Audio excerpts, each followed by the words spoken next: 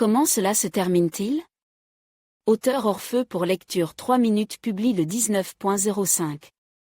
2021 mis à jour le 19.05. 2021 la série, Fairy Woman, qui a été diffusée pour la première fois sur la chaîne Russia, en 2020, a fait une grande impression sur le public.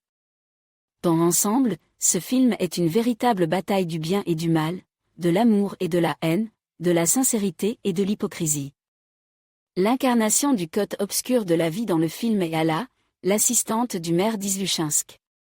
Agréable à tous égards, cette femme blonde a parfaitement appris à se déguiser.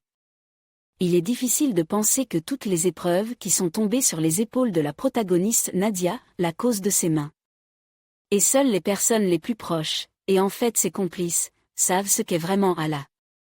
Tout le monde tombe sous le charme de cette femme insidieuse, Lev, le petit caustique, Nadezhda elle-même, les autres habitants de la ville. C'est Alla, qui, selon elle, était éperdument amoureuse de Léo, qui arruine toute la vie prospère de Nadia Titova. En véritable narcisse malin, elle se venge de Nadezhda pour sa défaite, pour le fait que Lev lui préfère Nadia à l'école. Toute la vie d'Alla est devenue un règlement de compte avec Nadezhda. Une rivale malveillante a élaboré un plan grandiose pour détruire Titova. D'abord, une jeune femme venue travailler dans sa ville natale est accusée du meurtre d'un vieux passeur, qu'elle n'a pas commis. Dans le même temps, tout accuse Nadezhda, qu'Alla a drogué avec un puissant tranquillisant.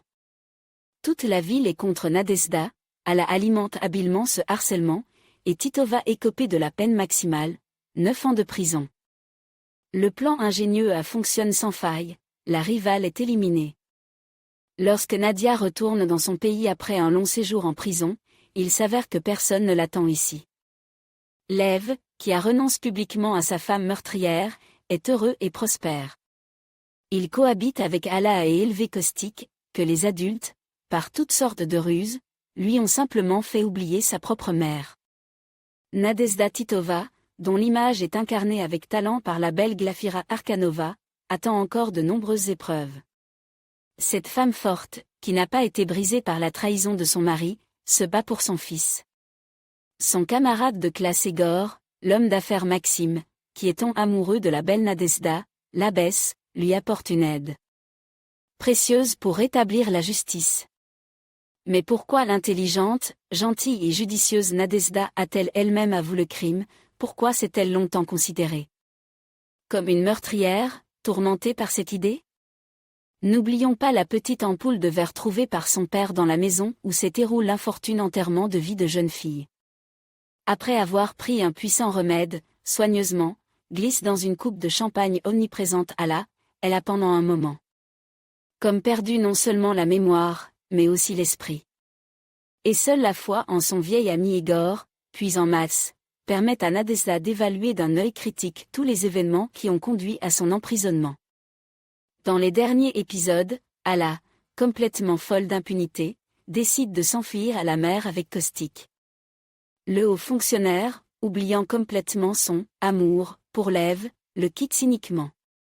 Désormais, seul Caustique compte pour elle, car il était et reste l'homme principal de la vie de Nadezhda.